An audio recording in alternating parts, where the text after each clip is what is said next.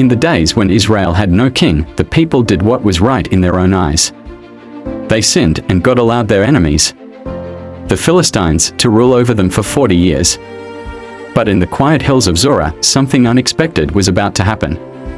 A barren woman, married to a man named Manoah, received a divine visitor. An angel of the Lord stood before her, blazing with light. "You shall give birth to a son," the angel declared. "But no razor shall touch his head.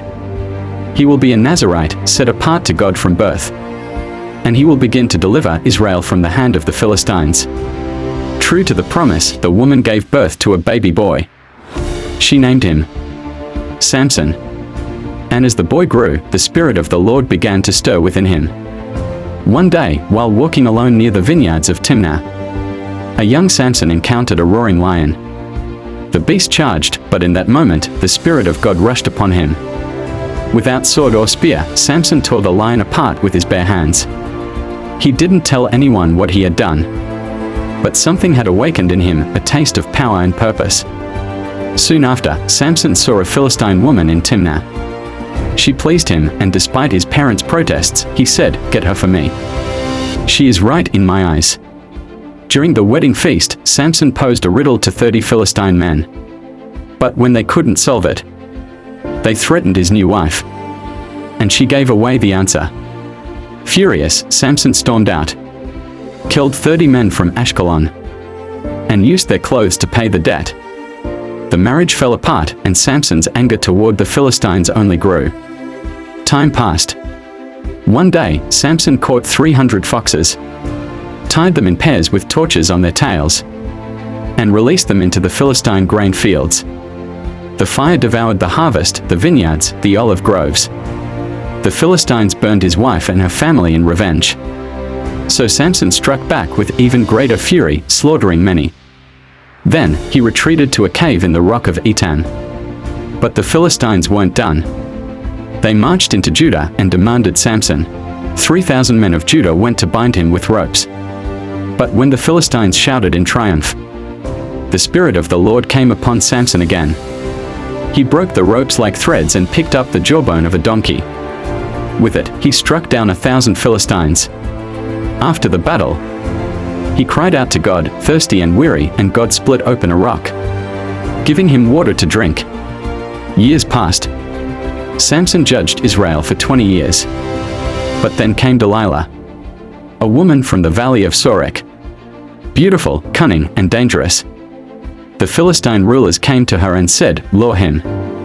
Find out the secret of his strength." Delilah tried, again and again, but Samson lied each time. "Tie me with 7 fresh bowstrings. Bind me with new ropes. Weave my hair into a loom." But none of these were true. Still, she persisted. Day after day, tear after tear, until Samson broke. He whispered the secret, "My hair has never been cut. If it is shaved, I will become as weak as any man." That night, while he slept, Delilah called for a man to shave off the 7 locks of his hair. Then she cried, "Samson, the Philistines are upon you." He awoke, but the Lord had left him. They seized him, gouged out his eyes, bound him in bronze chains, and the mighty Samson became a grinder in a prison mill. But the hair on his head began to grow again. One day, the Philistines gathered in their great temple of Dagon. Thousands filled the temple to mock Samson and praise their God. Blind and broken, Samson was brought out to entertain them. But he whispered a final prayer. "Sovereign Lord, remember me. Please, strengthen me just once more. Let me with one blow get revenge on the Philistines for my 2 eyes." He placed his hands on the 2 central pillars of the temple, and with all his might, he pushed. "Let me die with the Philistines." The pillars cracked, the roof collapsed, and the temple came crashing down. In his death, Samson killed more Philistines than he did in his life. And so ended the story of the strongest man to ever live. Not strong because of muscles or might, but because he was chosen by God. A man who rose with purpose and fell because of compromise. But even in his failure, God used him to shake kingdoms. This is the story of Samson.